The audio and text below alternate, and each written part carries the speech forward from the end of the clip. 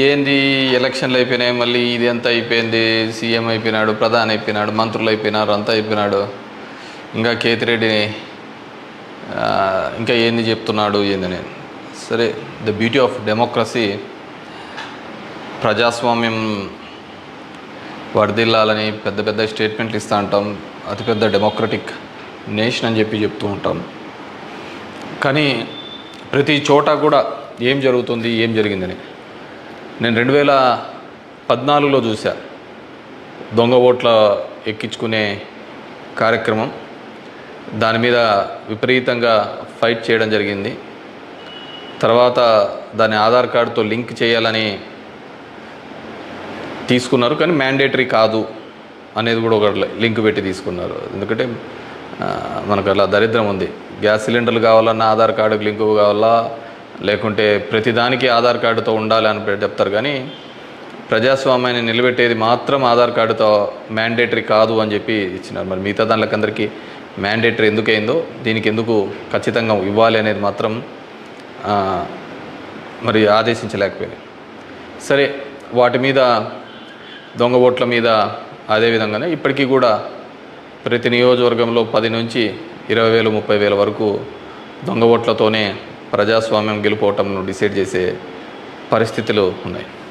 కానీ నన్ను ఎట్లాగో ఎలక్షన్స్ అయిపోయినాయి, ఓడిపోవడం జరిగింది.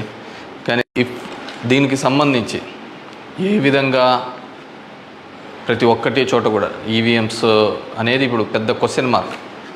ఏం జరుగుతుంది, ఏ విధంగా అని చెప్పేసి డే 1 ఈ ఎలక్షన్ ప్రాసెస్ అంతా కూడా మనం చూస్తే తప్ప, ఎలక్షన్ ప్రాసెస్ చూస్తే కరెక్ట్ ఎలక్షన్స్కి ఒక వారం 10 రోజుల ముందు, నోటిఫికేషన్కి వారం 10 రోజుల ముందు అక్కడున్న ఎలక్షన్ కమిషన్ మెంబరు గోయల్ అనే అతను రిజైన్ చేస్తాడు.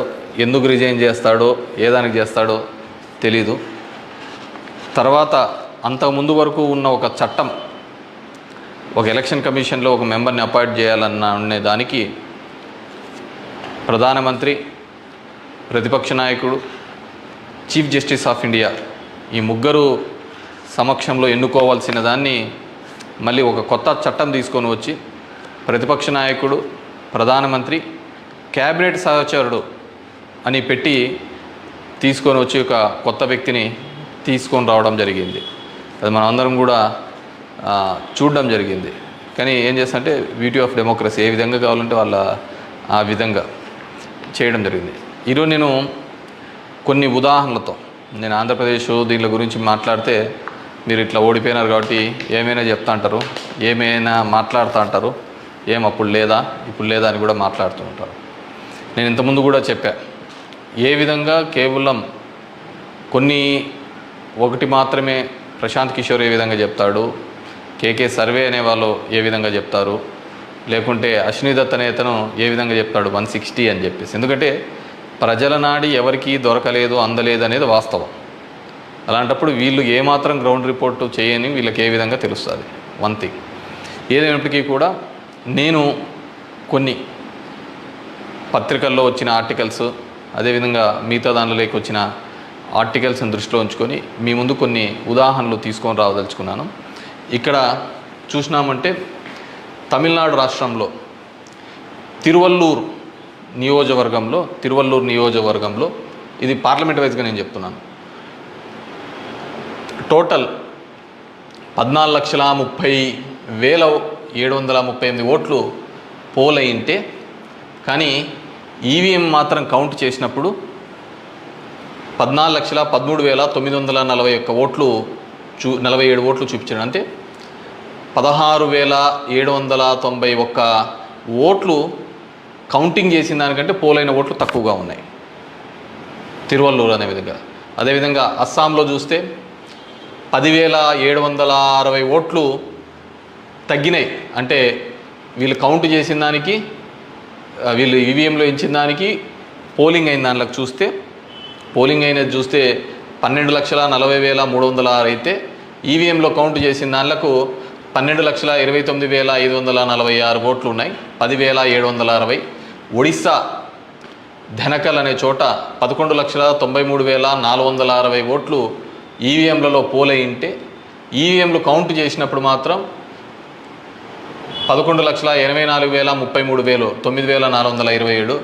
అదేవిధంగా గుంటూరు మన ఆంధ్రప్రదేశ్లో చూస్తే 14,11,989 పోల్ అయింటే కౌంటింగ్ చేసినప్పుడు 14,04,061 ఓట్లు 7,928 ఓట్లు పోలైన దానికంటే ఈవీఎంలలో తక్కువగా కనపడడం జరిగింది. అదేవిధంగా ఎక్సెస్ వచ్చినాయి, అంటే పోలైన దానికంటే ఈవీఎంలలో ఎక్సెస్ రావడం జరిగింది. ఆ సంఖ్య చూస్తే అస్సాంలో కరీంగంజ్ అనే చోట చూస్తే 11,36,538 ఈవీఎంలలో పోలైంటే ఎంచే టైంకి 11,40,349 అంటే 3,011 ఓట్లు పెరిగినట్టు కనపడినాయి. అదేవిధంగా ఒంగోలులో చూస్తే ఈ 13,99,707కి కౌంట్ చేసినప్పుడు 14,11,174 ఓట్లు. అదేవిధంగా ఒడిశా దాంట్లో బలాస్పూర్, మధ్యప్రదేశ్లో మండ్లా, అదేవిధంగా బీహార్లో బుక్సర్, ఇవన్నీ చోట పోలైన ఓట్ల కంటే ఈవీఎంలలో పెరిగిన ఓట్లు ఇవి. అదేవిధంగా ఇక్కడ పోలైన ఓట్ల కంటే ఇక్కడ తగ్గిన ఓట్లు. ఇది ఓవరాల్గా కూడా చెక్ చేసుకుంటే వచ్చిన విషయం. రెండో దానికి చూస్తే టోటల్ ఈ విధంగా చూస్తే దేశవ్యాప్తంగా 140 నియోజకవర్గాల్లో ఈ విధమైన ఓటు డిఫరెన్సెస్ జరిగినట్టు మొత్తం దీనిలో ఫామ్ 17C దీనిలోకి చెక్ చేసిన చోట మనము చూడడం జరిగింది. పైకెత్మా. అదేవిధంగా ఈ విధంగా 16,000 ఓట్ల నుంచి ఈ విధంగా చేయడం జరిగింది. మే 25 ఈసీ రిలీజ్ చేసిన దాని ప్రకారము ఒక్క నిమిషం, ఇవన్నీ కూడా చిన్నవి మాక్ ఓటింగ్లలో జరిగినవి ఇవన్నీ అని చెప్పేసి వాళ్ళు చెప్పడం జరిగింది. ఇంకా ఏమంటే ఫామ్ 20 ఇంకా ఇంతవరకు ఆన్లైన్లో కూడా అప్లోడ్ కాలే. మామూలుగా ఇవన్నీ ఆన్లైన్లో అప్లోడ్ కావాల్సిన విషయం. ఎందుకో అవన్నీ చెప్పచ్చు, లక్షల మెజార్టీలలో వస్తున్నప్పుడు ఈ 1000, 2000, 3000 ఎందుకు ఈ విధంగా అని చెప్పేసి నేను దానిలో కూడా కొన్ని ఉదాహరణలు చెప్తాను. దీనిలో సంబంధించి చూస్తే మొదటిది ముంబై నార్త్ వెస్ట్ మహారాష్ట్ర దానికి సంబంధించి మొత్తం ఈవీఎంలలో పోలైన ఓట్లు 9,51,580 ఓట్లు మొత్తం పోలైనాయి. కానీ ఈవీఎంలు లెక్కేసినప్పుడు దాంట్లో 9,51,582 ఓట్లు ఈవీఎంలో మాత్రం కౌంటెడ్గా కనిపినాయి. అంటే ఆడ లెక్క చేసిన దానికి దీనిలకు సంబంధించి తేడా కనపడడం జరిగింది. కానీ అక్కడ ఏం జరిగిందంటే శివసేన యూబీటీ అభ్యర్థి డిఫీటింగ్ అమోల్ గజనన్ అనే అతన్ని 48 ఓట్లతో మాత్రమే అక్కడ ఓడించడం జరిగింది. అదేవిధంగా సెకండ్ కేసులో చూసినాము అంటే జైపూర్ రూరల్లో రాజస్థాన్లో 12,38,818 ఓట్లు ఈవీఎంల ద్వారా పోలైంటే కానీ ఈవీఎంలలో లెక్కించినప్పుడు మాత్రం అది 12,37,966 ఓట్లుగా మాత్రమే చేయడం జరిగింది. 852 ఓట్లు అక్కడ కౌంట్ కాలే. 852 ఓట్లు అక్కడ కౌంట్ కాలేదు. బీజేపీకి సంబంధించిన రావు రాజేందర్ సింగ్ అనే అతను ఈ సీట్ని గెలవడం జరిగింది. అతను గెలిచిన దానికి మార్జిన్ 1,615 ఓట్లు, 1,615 ఓట్లతో ఆయన గెలవడం జరిగింది. 1,600. కానీ అక్కడ వచ్చిన తేడా 852. ఇది ఇట్లా మారిపోయినా ఇది ఇట్లా గెలిచిందో అంటే ఆ లోయెస్ట్ మార్జిన్. ఎందుకని థర్డ్ కేసు చూస్తే కంకర్ ఇన్ ఛత్తీస్గఢ్ అక్కడ పోలైన ఓట్లు 12,61,103 ఈవీఎంల ద్వారా ఓట్లు పోలైంటే ఈవీఎంల ద్వారా మనకు ఫామ్ 17లో ఇచ్చినప్పుడు ఈవీఎంల ద్వారా ఉండేది. కానీ లెక్కేసినప్పుడు 12,60,153 ఓట్లు అక్కడ కౌంటెడ్ అని 950 ఓట్లు ఆడ కౌంట్ చేయలే, మిస్ అయినాయి. ఎట్లా మిస్ అయినాయో తెలియటంలే, ఎక్కడ కనపడటంలే. దాని ద్వారా బీజేపీకి సంబంధించిన భోరో రాజ్ నాగ్ అనే ఇతను గెలవడం జరిగింది. 1884 ఓట్లతో గెలవడం జరిగింది ఇతను. 4th case Farrukhabad in Uttar Pradesh. 10,32,244 EVM ఓట్లు పోల్డ్ అయితే, కానీ ఈవీఎంలలో చెక్ చేస్తే ఫామ్ 17 ఒక విధంగా ఉంది, దీనిలో చెక్ చేస్తే 10,31,740 ఈవీఎం ఓట్స్తో ఉన్నాయి. 460 ఓట్లు కౌంట్ చేయలేదు. ముఖేష్ రాజ్పుత్ అనే అతను గెలిచినది 2,678 ఓట్లతో. ఇటు గెలుపోవటంలో కంటే మార్జిన్ కంటే అసలు ఈ ఓట్లన్నీ ఎక్కడికి పోతున్నాయి, ఎక్కడికి మిస్ అయిపోతున్నాయి. అండ్ ఈ కేసులలో చూస్తే ఇవి అసలు వివిప్యాట్లను కౌంట్ చేయాలని, అదేవిధంగా 100% ఇవన్నీ మాల్ ఫంక్షన్గా జరుగుతున్నాయని చెప్పినా కానీ మార్జినల్ ఎర్రర్ అని, అదేవిధంగా సర్ప్లస్ ఓట్లు ఎందుకు వచ్చినాయనే విషయాన్ని ఇంతవరకు కూడా ఎలక్షన్ కమిషన్ చెప్పలేకపోయింది. అదేవిధంగా పార్లమెంట్ వైజ్గా ఎక్కడ తగ్గినాయి ఏ విధంగా అని చెప్పేసి ఇంతవరకు ఒక స్టేట్మెంట్, ఒక రీజనబుల్ స్టేట్మెంట్ కూడా ఇవ్వలేకపోయింది. ఈవీఎంలలో ప్రతి దానిలోనూ కూడా ప్రతి పార్లమెంటుకు సంబంధించి ఈ విధంగా తక్కువ ఎక్కువ వచ్చినట్టు కూడా వాళ్ళు చూపించలేని పరిస్థితి. ఎందుకంటే ఇది గెలుపోవటంలో సంబంధించిన సమస్య కాదు. ఎలక్షన్ కమిషన్ ఇంకా ఫామ్ 20 అనేది అప్లోడ్ కాకపోవడం, ఎలక్షన్ కమిషన్ కేవలం ఒక 10 రోజుల ముందు ఎందుకు అతను రిజైన్ చేసినాడు, ఏ కారణాల వల్ల రిజైన్ చేసినాడు, ఎన్నుకునే పద్ధతిలో పాత పద్ధతిని తీసేసి కొత్త పద్ధతి ద్వారా ఎందుకు ఎన్నుకోవాల్సి వచ్చింది, ఎందుకు మిగతా వాళ్ళందరూ కూడా చాలా అర్లీగా ఇది 400 అని ప్రిడిక్ట్ చేస్తూ ఒక భావన చెప్పడం. మనం టీవీలలో కూడా చూసినామంటే ఆంధ్రప్రదేశ్లో 9:30, 10 కల్లా కూడా అసలు కౌంటింగ్లో అనేది ఒక రీజనబుల్కి రానిదే 100, 150, 120 అని ప్రొజెక్ట్ చేసినారు. అసలుకు వైసీపీ సీట్లు 25 కంటే దాటి చూపిలా. అసలుకు మొదట అర్ధ గంటలోనే మొత్తం నియోజకవర్గం అంతా ఏ విధంగా చూపిస్తారు, మొత్తం రాష్ట్రం అంతా ఏ విధంగా రిప్రజెంట్ చేస్తారు. సో ఆ విధంగా రిప్రజెంట్ చేయడానికి ఏంటంటే బేసిక్గా అక్కడున్న ఏజెంట్లు కావచ్చు, అధికారులు కావచ్చు, వన్ సైడెడ్గా పోవడం కోసం ఆ విధంగా చేసినారు. ఆ విధంగానే ఉండడంతో ఆల్మోస్ట్ వాళ్ళందరూ కూడా 10:30 నుంచి బయటికి రావడం మొదలుపెట్టినారు. ఏం జరిగింది అనేది అసలు ఎవరికే కానీ అర్థం కాలేదు.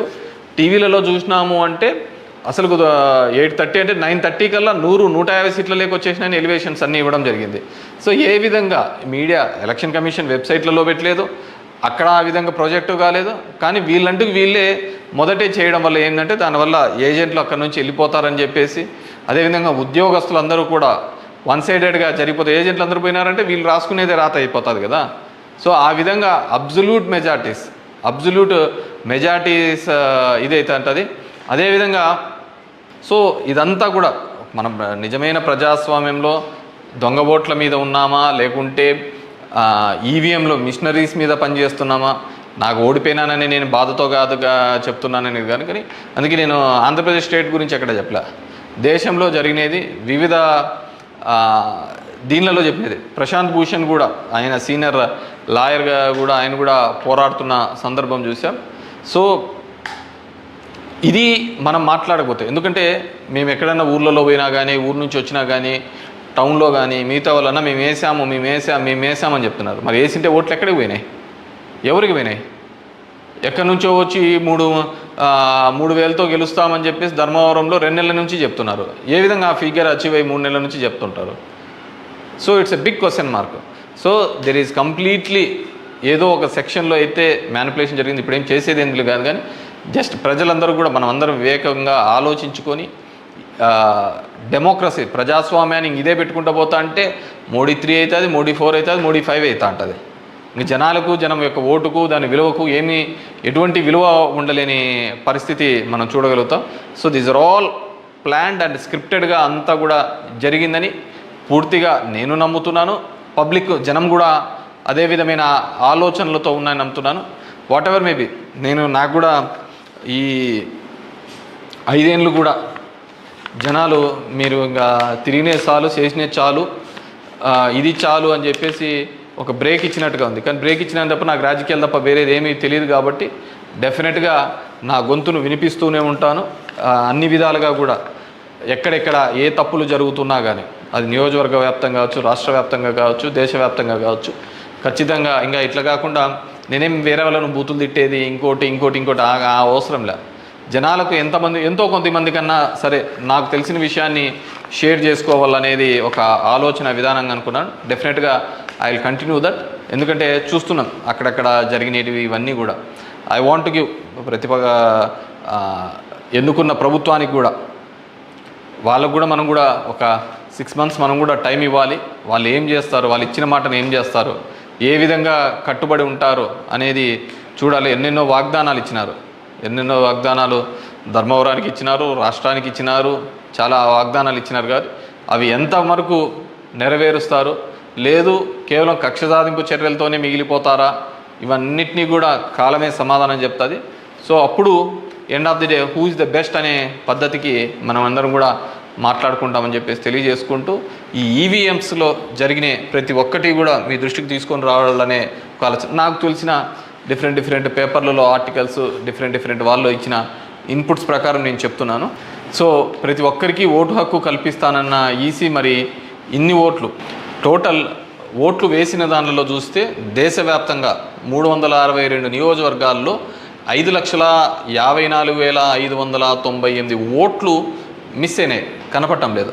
అది అంటే అది హెచ్చుతగ్గుల్లో కావచ్చు, దీనిలో కావచ్చు, కరెక్ట్గా రాకుండా అన్ని ఓట్లు మిస్ అయినాయి. మరి ఈ ఓట్లని ఎక్కడికి పోయినాయి? సో ఇదే పద్ధతిలోనే మొత్తం నడవాల్సిన పరిస్థితే అనేది కూడా మనమందరం కూడా, ప్రజాస్వామ్యంలో ఉన్న ప్రతి ఒక్కరు కూడా మనమందరం కూడా ఆలోచించుకొని భవిష్యత్తులో దీని మీద మాట్లాడకపోతే, నిశ్శబ్దంగా ఉన్నాము, వచ్చింది మన గవర్నమెంట్ ఎగలాడదామని, ఇంకోటి వచ్చింది ఇది అని చెప్పేసి వాళ్ళు చేసినారు. సరే, సదరన్ పార్ట్ ఆఫ్ ఇండియాలో కొత్తగా తీసుకొని వచ్చినారు, కులం మతం అనే దాని మీద రాజకీయం తీసుకొని వచ్చినారు.